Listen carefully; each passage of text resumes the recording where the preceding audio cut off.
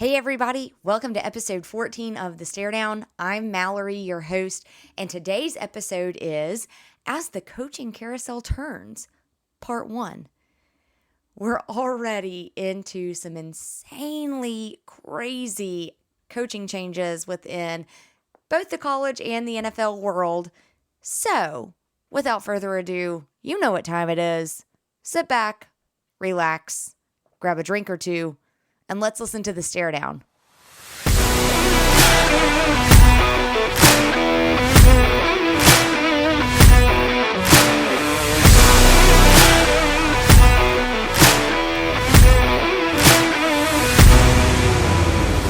right, so welcome back. I hope you all have listened to episode 13 of The Heart of a Lion with KD Hill. Y'all, we're just a few days away from his second annual Chucky Mullins Thanksgiving dinner for the Oxford Housing Authority, and I am so excited because as of right now, it's still looking like I'm going to be there to help. But the feedback I've heard from that episode and people just saying like what an incredible story he has and how insanely selfless he is to give back to the community that he just became a part of and he loved from day one. It's just been so fun to watch that and to listen to that. So I hope you all will stay tuned. I have a feeling episode 15, which will be the day after Thanksgiving, will shed some light on Katie and I actually getting to meet in person. That's the goal. I can't wait. But I'm really excited to see him and see his work and get to meet the people of Oxford Housing Authority, the reason why he wants to do that. So I think it's going to be a good follow on. Like I said, I hope you'll tune in. But if you tuned into episode 13 and you're tuning in now, I really appreciate it. So let's go ahead and jump into the big stories of the week. And obviously it is the big story of the week because we're here. We're talking coaching changes, the coaching carousel, or Jimmy Sexton season, as I like to call it.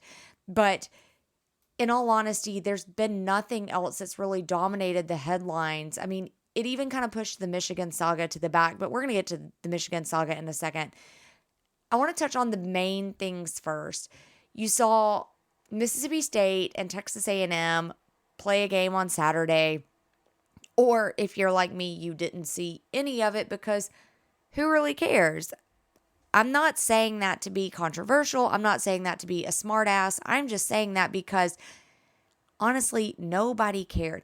Everyone knew that the writing on the wall for Jimbo was there. I don't think anyone really truly believed that the writing was quite dry for Zach Arnett at State, but the fact that both coaches ended up getting fired after this game is quite possibly, I think, a first.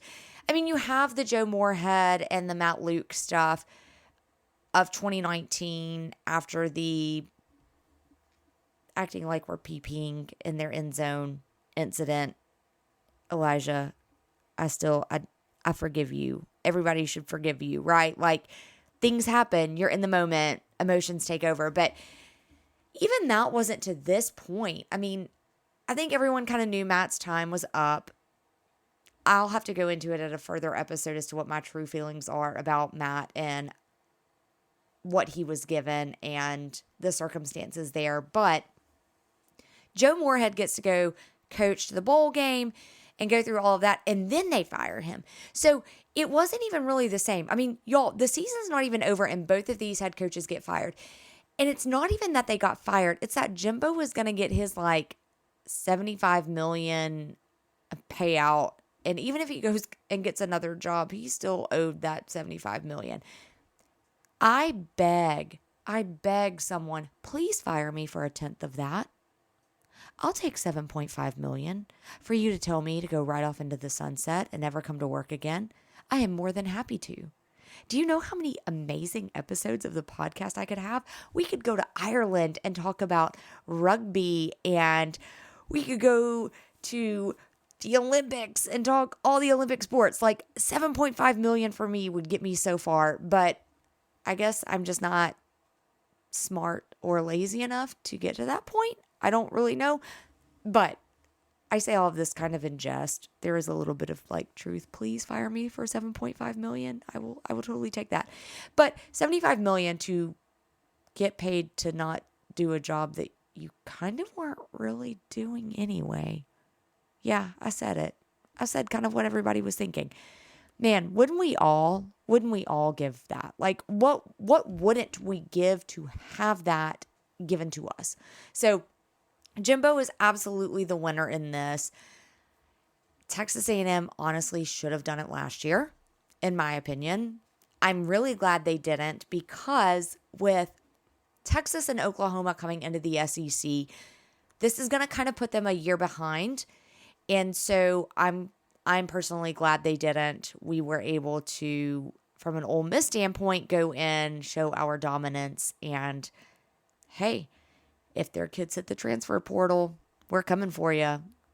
Lane said it. They have an NFL caliber roster, and he's not wrong. They do 4 and 5 stars.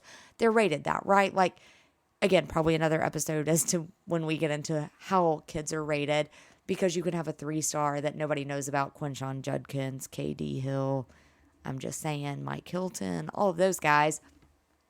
Evan Ingram even. Like, you have all of them, and they weren't rated 4 and 5 stars. But 4 and 5 stars, man, if they're put in the right system and they thrive, they're going on. They're going on to the league. They're going to do things, and it continues to pay dividends for the college. But I digress. Jimbo's no longer there. Zach Arnett, y'all, I feel bad for him. And that hurts. Like, he was given a situation, and he agreed to take a situation that I don't know many people would take. It would take someone who truly, truly loved that university, or truly, truly loved that group of players and coaches that were there. Maybe Matt Luke can understand that and feel for that and relate to that. But what Zach did in accepting the job so soon after Mike Leach passed away. And everyone loved Mike Leach, right? Like, he was totally that crazy uncle that you were like, well, crazy Uncle Mike over here lost his mind. He's talking about weddings and just eloping. And, oh my gosh, what is happening? But everybody loved him because he was brilliant. And he brought something to the game that no one had ever brought before. So how do you follow that up? How do you follow that up? And again, it's very different too from what Matt Luke took over at Ole Miss, because Matt took over a program that had been winning.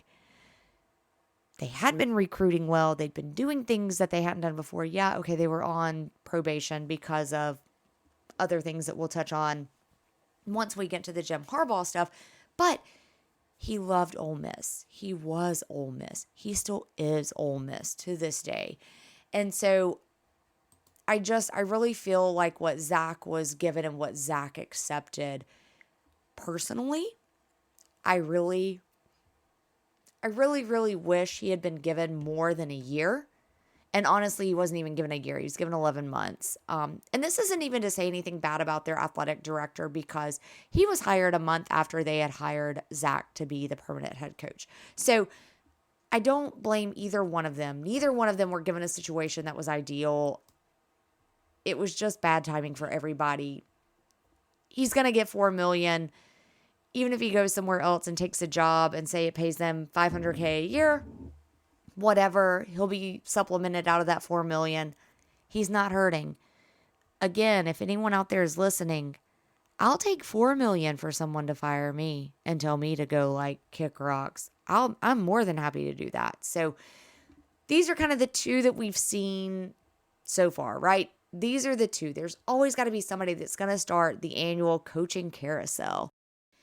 And I'm obviously calling this episode as the Coaching Carousel Turns Part 1 because this is just the beginning. We are nowhere near done. Like I said, you've got a couple of coaches just within the SEC. I think you've got a couple more. A couple that I've seen in some articles. Tom Allen at Indiana.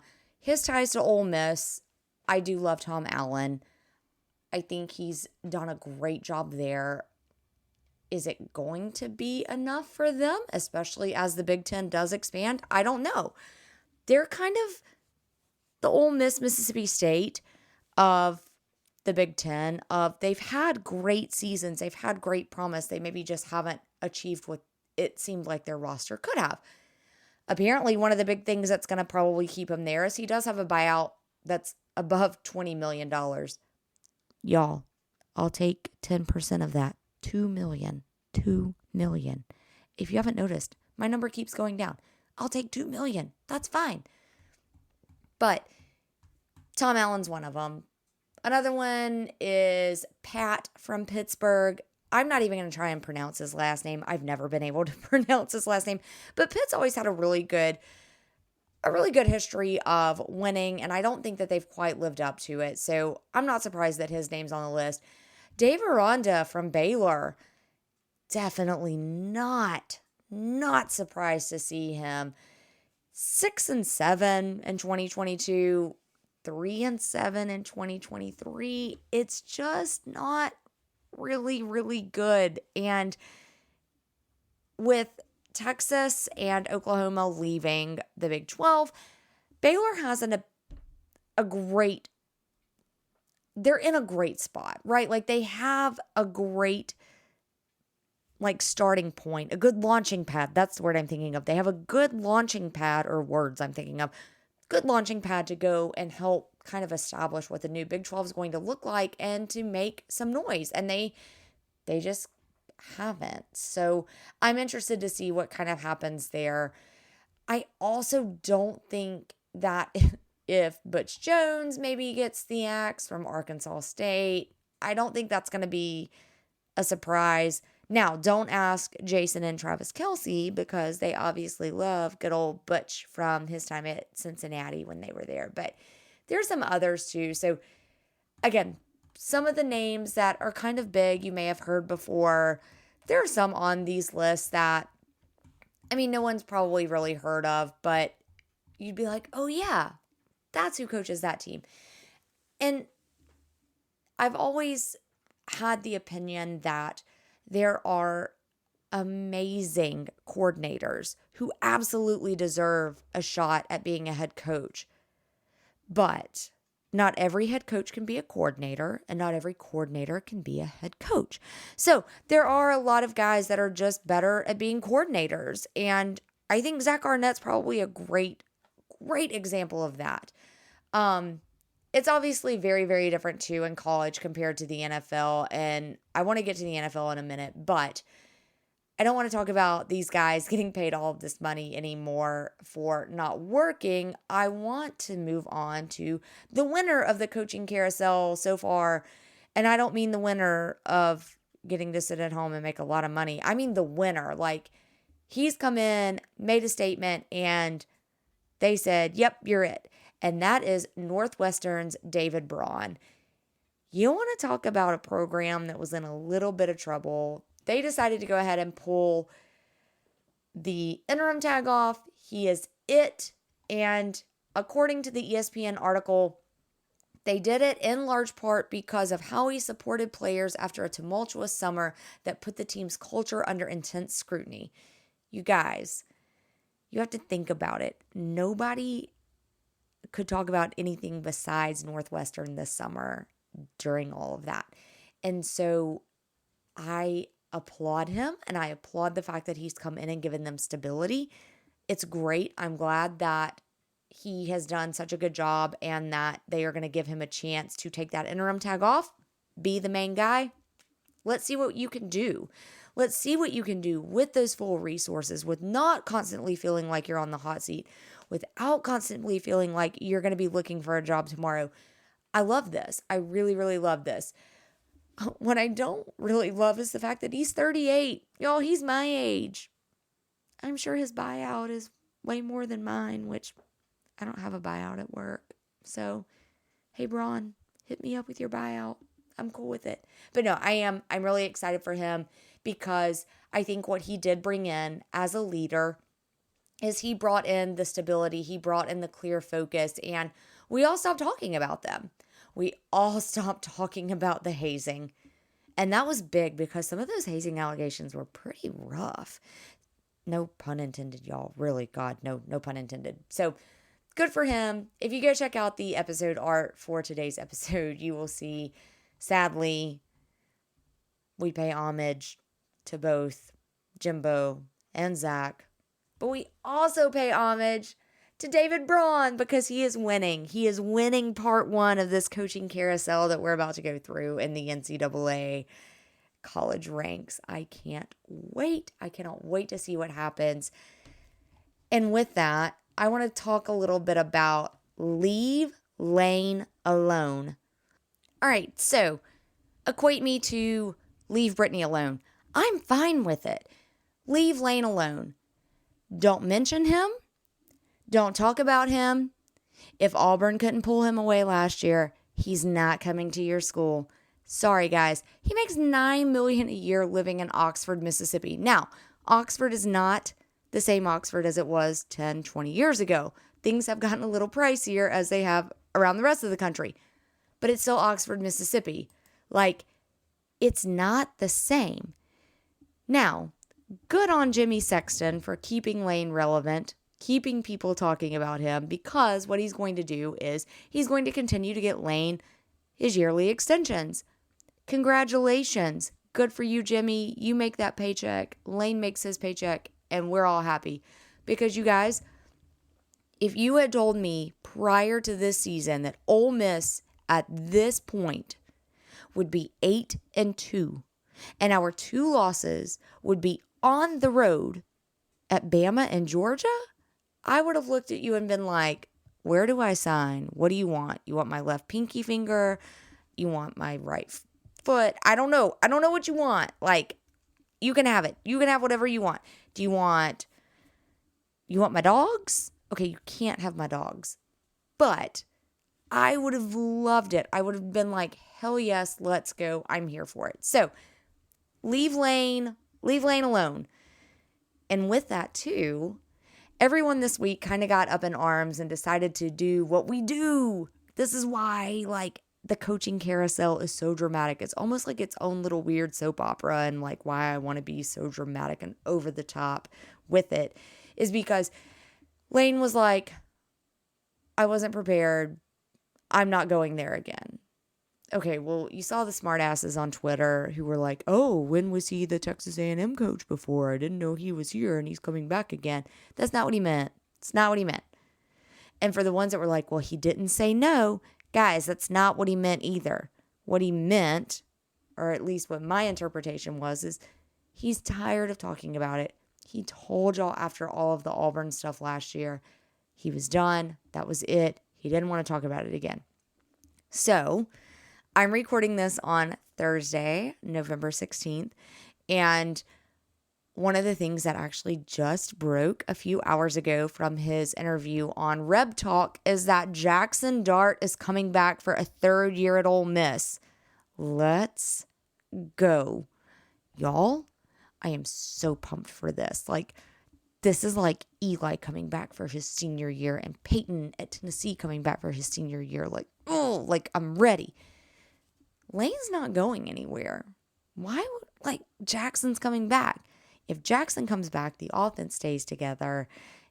He's building it. And I truly think he's building it, especially as you do start to see some of these conferences that are really going to change over the next year or two. I mean, hell, the SEC is going to look completely different next year. But I think Lane understands now that he's in a great spot. We are here for him.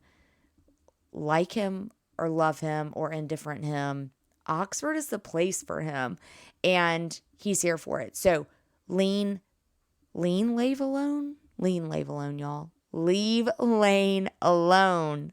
I'm going to say it so many times that I'm going to say it like so backwards, but leave Lane alone.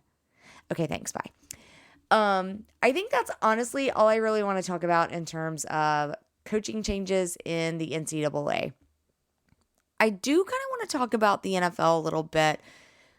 Just two things I want to point out. You saw the Bills make a change within their offensive coordinator this week, Josh Allen, came out and said too, like, it's hard to not take that personally because he feels like he's the reason that happened, but sometimes things just don't fit. So Josh, don't take it too personally. It is all business at the end of the day. But again, it's hard to not take it personally when you understand that that's a good person. You have a connection with them. So I totally appreciate and see the sentiment. He'll be fine. I think he's going to end up going somewhere. He's going to end up being a great offensive coordinator. Dear God, take him to the Giants. Please, somebody help my dear, sweet Giants. Please, we're begging for help. We're begging for help. Come help us. Anyway, someone's going to pick him up. He'll be good. Yeah, that's that one. The other one is obviously the Las Vegas Raiders. And you've seen Antonio go in there, and for 2 weeks in a row, they've won. I'm loving the smoking cigars. It is whatever it is. Do whatever you got to do to motivate them. I hate that one of the wins was against my Giants and against his home team, but he gets it, right? Like, he just needs anything at this point to get them motivated. So I'm here for it. I am kind of interested to see what some of the changes are in the NFL. And that actually leads me to my next point, which is the Jim Harbaugh situation at Michigan. So, breaking news as of this afternoon is that Michigan and Jim Harbaugh are actually dropping their lawsuit against the Big Ten. They are going to accept the 3-game suspension where Jim will not be allowed to stand on the sideline. He's already served one of those 3 games. He will not be able to coach on the sideline this weekend or next weekend. Next weekend being the big one against Ohio State. A couple of things that this says to me is, one, he kind of knew that, like, at the end of the day, he's the leader of the team and he was going to be held accountable. I'm so glad it took him how many years to finally figure that out? Anyway, I digress. The second thing it says to me is that I think Michigan knew that if the Big Ten continued to dig, they may not like what happened. So the deal they struck was drop the lawsuit and the Big Ten will also drop their investigation. You know what? That's what a plea deal is. And that's kind of what happened here. So I don't hate it. I don't love it. He is being held accountable. Am I still going to be a little personally offended somehow? Because, you know, it personally affects me. If they end up making it to the Final Four and end up playing in the national championship game, yeah, I am. Because I still feel like they cheated. But Jim is serving his penance. That those who are way smarter than me in this area, they have the jobs, supposedly, that makes them the experts in it. They've all agreed. Serving this, it means he's good. He'll be cleared, whatever. All right, cool, whatever. I will still stand by what I said to friends. I can't remember if I've said it on the podcast or not, but I know I've said it to multiple friends. After this year, Jim Harbaugh will not be the head coach at Michigan. He will jump to the NFL. Don't be surprised if he coaches the Las Vegas Raiders. Don't be surprised if he coaches somewhere else. The New York Giants, please God, not the Giants. Please God, no. He can go coach the Raiders for all I care. But I just don't think he's going to be at Michigan. I think he's going to jump to the NFL. I think he's going to pull a Pete Carroll. I don't think it's going to be Pete, man, he knew. He was smart. He knew. I think Jim is desperate at this point and knows, but I think you're going to see him in the NFL next year. So that's how I'm wrapping up coaching changes. Love it or hate it, drop me some feedback, which actually leads me to my next topic, which is a very somber topic, but it is some of the feedback that we have received from a listener, and it's a new topic. And the topic is the arrest of a man on suspicion of manslaughter after the hockey player in the UK took a skate to the neck and died. This week, police in the UK arrested someone in connection with the death of the Nottingham Panthers ice hockey player Adam Johnson. He was a former NHL player for the Pittsburgh Panthers, I believe. Are they the Panthers? No, God, they're the Penguins. Y'all, I'm really sorry. I think it's the Penguins. Oh, God. Ugh. Anyway, the Pittsburgh team in the NHL. He played for them previously. He was playing in the UK now.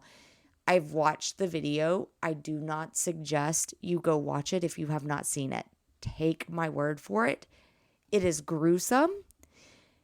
It is, oh my God, what did I just watch? And it is someone's skate coming up on his neck and slicing it. And then he basically bleeds to death. I don't know how else to describe it. Definitely not for the faint at heart. It's bad. What I'm interested to see is, one, UK law is going to be very different than American law. And even in America, right, like from state to state, you have intent. So you go from manslaughter to murder based on intent or an accident or anything like that. So how does that relate to UK law? And if he was arrested in suspicion of manslaughter, then what does that mean? Like, I think where I'm getting at is you look at Brad Gaines. Chucky hit Brad in that game 34 years ago, and Chucky broke his neck. Well, in this case, would it be manslaughter? I don't know. I don't understand quite the intent of the law and how it can be suspicion of manslaughter. I do want to do a little bit more research. Megan, that you heard on one of the episodes, the M-Cube Network, her and her sister Mallory, Megan is actually a lawyer who just passed her 4th bar exam, by the way. She's now licensed in like Tennessee, Mississippi, Florida, and I can't remember if it's Georgia or Louisiana. But anyway, she's smart. She knows the law. And so I want to kind of ask her, and then also if anybody has anybody else that they know that could help us out in sports law, like send them to me, because what I want to understand is, one, the difference between the UK and the US in terms of manslaughter. And then second of all, what would the intent be? Is it because he maybe was making an intent play? Are we talking the equivalent of like a personal foul in the NBA and then you make it a flagrant 1 or a flagrant 2? Is that what we're talking? Like, is that kind of where they're going? I don't know. But it's a very sad situation because to me, it's not like he took his skate or took a random skate, walked up to him and like sliced his throat with it, right? Like, it almost feels like from my eye, it was just a freak accident. So how does that hold him accountable? And at what point do we hold athletes accountable for that? Is that when you get into kind of the targeting stuff and some of the other calls within American football that we all disagree with? Is that when you get into, I don't know, could there maybe have been some NBA players this week charged with manslaughter attempts because they held people in chokeholds? Y'all, like, where do we draw the line? And so I do kind of want to explore this a little bit more. Like I said, this was a listener topic that they brought up, and I think it's a great one. I didn't quite have the time to do the research on it that I wanted to, but I'm not going to forget it, and I do want to bring it back up because it is very important. I think it is something that is going to shape the way sports are played, just kind of like NIL and transfer portal are doing in college sports in America, the same way that some of the Olympic rules are handled, and you see competitions being judged and scored certain ways across the world. So I want to come back to this. I'm not going to forget it, but yeah, if you have thoughts on any of the coaching carousels and you want to bring them up, please shoot us a line, because like I said, this is not going to be the last time we talk about it, and I will absolutely talk about listener topics. So on that note, let's take a break. I want to get into a couple of more topics, and then I want to end it with the most important message. I'm sure you can guess. It's going to be the Venmo and the Cash App for Katie Hill for the Thanksgiving dinner and then the toy drive that he's going to do for kids. So we'll be right back after this quick little music break.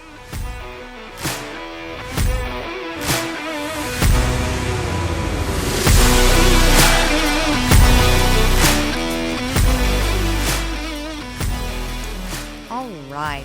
So we've talked about coaching Carousel. We've talked about the arrest for the hockey player's death.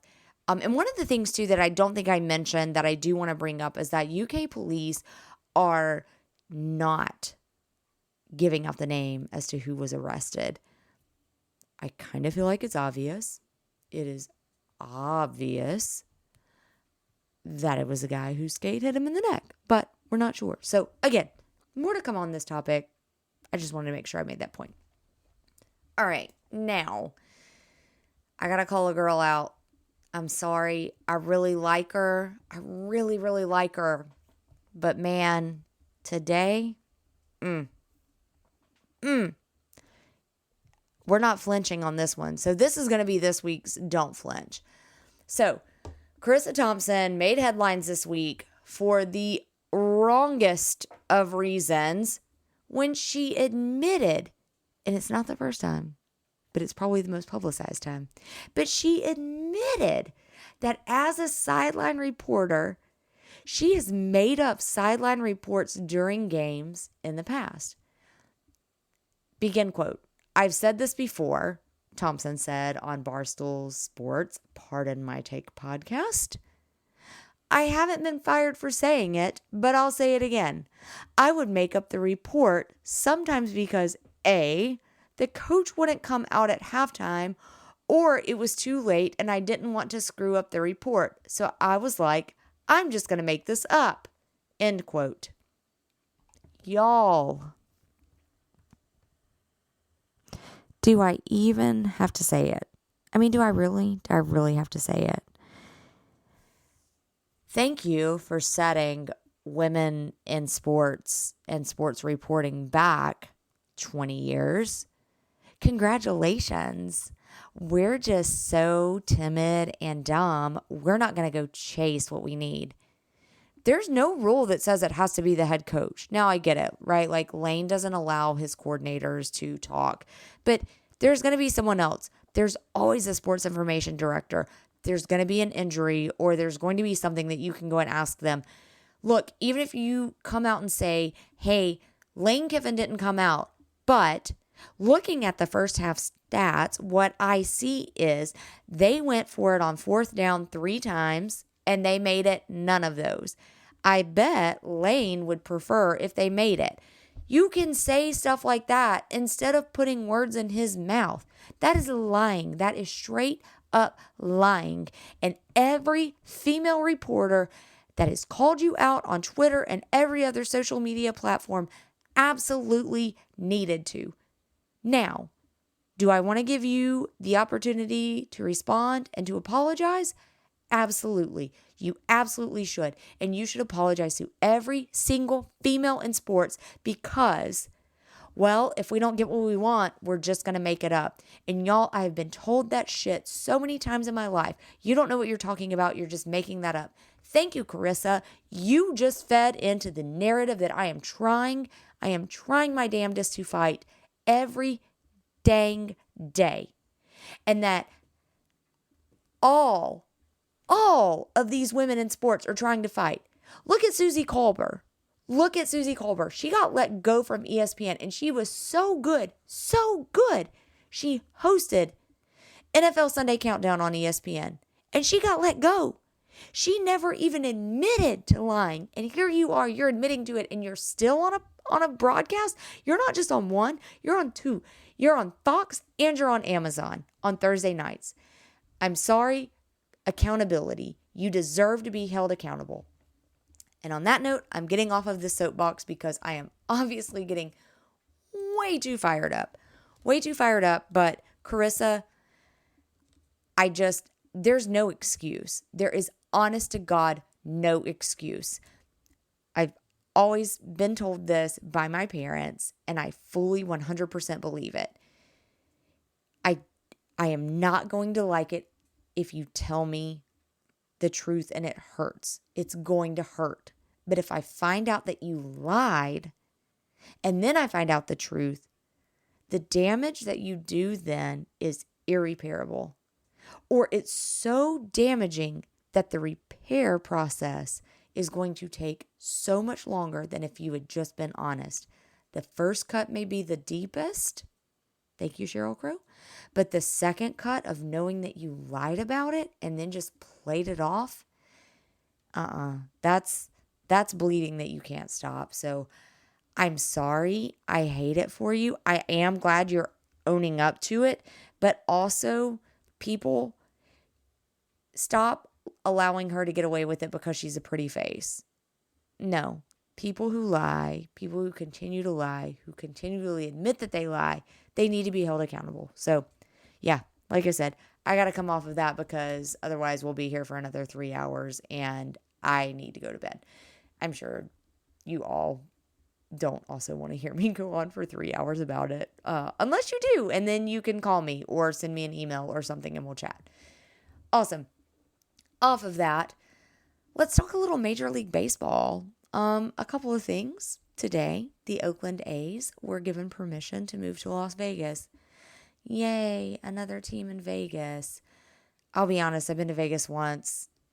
It was fun for about 24 hours and then I was kind of over it. Vegas is not really a place that I want to go support a team that's there long term. It's a place I'd love to go watch like a sporting event every now and then, but I'm not really behind it. I do feel bad for the Oakland A's fans because I think they got the raw deal here. And yeah, so they're moving. But on the flip side, one of the things I did see is that Milwaukee, they are keeping the Brewers, and they have passed some laws and legislation that basically keeps the Brewers there until 2050. So I think that's just a really interesting headline juxtaposition of one is moving, one is staying, and neither team is really good. So I think it says a lot too about sports in general, and that you can't count out kind of the small town feel. I think that's part of why the SEC does so well in college football, is because you do get that small town kind of backing. And so I think we're kind of seeing it in Major League Baseball with that too. I think Milwaukee is kind of showing that, like, yeah, they're a larger city, but I mean, they're no New York City, right? They're not Chicago. They're not LA. They're not Vegas even, but they love their baseball and they love their Brewers. So they're going to do what they can to keep them. So good for them for keeping them. Stay tuned as to what happens with the A's. I feel like I keep saying this, like, stay tuned for what happens. But this is sports, y'all. And like, I had to pare down this week's topics because I had so many listed and I was like, again, we'll be here for 5 hours and nobody wants that. So, all right, on to the next one. JMU is hosting game day this weekend. I'm excited for them. And I'm really sad for them because the NCAA denied their postseason eligibility waiver. This is their second year. Next year, they will be automatically eligible for bowl games. This year, basically, they have to get a bowl bid if there are not enough eligible teams with a winning record to get one. They also denied Jacksonville State and Tarleton State, the NCAA that is. But I think what's so weird is that James Madison is in their second of 2 years of the suspension period of going from basically, look, I can't remember what's what anymore. Going from Division 2 to Division 1. Let's go with that. So, year 2, that's what they're going to. They should be eligible, but they're not. There's a 2-year waiting period. Y'all, they're 10-0. 10-0. Bama can't say that. Bama can't say that. Some of these powerhouses cannot say that, but they can. and they're hosting game day. Now, granted, it is a little bit like Appalachian State, where game day is like, hell yeah, let's go, let's have fun. And granted, the irony of that is that James Madison is hosting App State this weekend. But I do think that they deserve a bowl game. I understand if you want to say that, yeah, okay, maybe they can't get an automatic bid if they end up being the Sun Belt Conference winners or something like that. But y'all, if they're 10-0 and they're ranked high enough in the CFP and a bowl game wants to take them, they absolutely should be able to. Hell, I don't care if it's year 1. They're coming from a lower level of football to a higher level of football. And if they're going to perform at that level, let the players enjoy it. Let the players be rewarded. But wait, we're the NCAA, right? We're here for the student athletes. So we got to make sure that we know that they know their place. Yeah, no, their place should be in a bowl game. End of story. They should not wait to see if there are other crappy teams that are going to somehow pull out a 6-6 season. That's bullshit. NCAA, come off of it. Let them play. All right, off of that one as well, because I'm trying to get through this now. Let's end on a high note. The high note, the don't flinch. Guys, I'm going to go meet Katie on Monday. I've already talked about it, but his second annual Chucky Mullins Thanksgiving dinner for the Oxford Housing Authority is going to be held Monday, November 20th from 5 to 8 p.m. at the Oxford Community Center in Oxford, Mississippi. If you would like to volunteer in person, they're going to start setting up at 3. It'll be over at 8. I'm sure they'll take all the help they can get. If you want to donate financially, you can send Venmo, Walking Miracle LLC, Cash App, $, Walking Miracle LLC. And if you don't understand what I'm saying, go to the blog post, send me an email, hit me up on social media. I'll make sure you get to the right place, that we make sure that the funds get to the Walking Miracle LLC, KD's LLC, so that he can continue to give back to his chosen community. And I can't wait, y'all. I'm so excited. I'm going to take a mic. We're going to do some interviews, and I hope you will tune in next week, because even if it's just a, hey, this is Katie, thanks for listening. I don't know what it's going to be, but I'm really excited to get some input from some people there, some people connected to the event. I want to get their input, see how they feel like year 2 went, and let's go ahead and start planning year 3. Let's make year 3 the biggest and best. And then we're going to continue to build on that. So shout out to KD again for joining us last week. Really appreciate it. Yeah. Can't wait to show you all some things that happened from that event. And finally, I actually mentioned this a few weeks ago. My hometown, there was a man by the name of Stephen Perkins. He was shot to death in his driveway, basically, by police in the middle of the night. There have been no major changes. There have been no arrests of the police officers. The Decatur Police Department came out and said that the chief of police and the task force have completed their investigation into it internally. Now it will go to the mayor of Decatur, Tab Bowling, where their recommendations, he will review them, and then he will make the final decision as to whether or not those police officers get to keep their jobs. Whew. Let's unpack this. It has been over a month. The whole thing revolved around the fact that supposedly his car needed to be impounded. That was not the case. His family actually just got the car back this week. By the way, there was never a payment missed. So all I'm saying is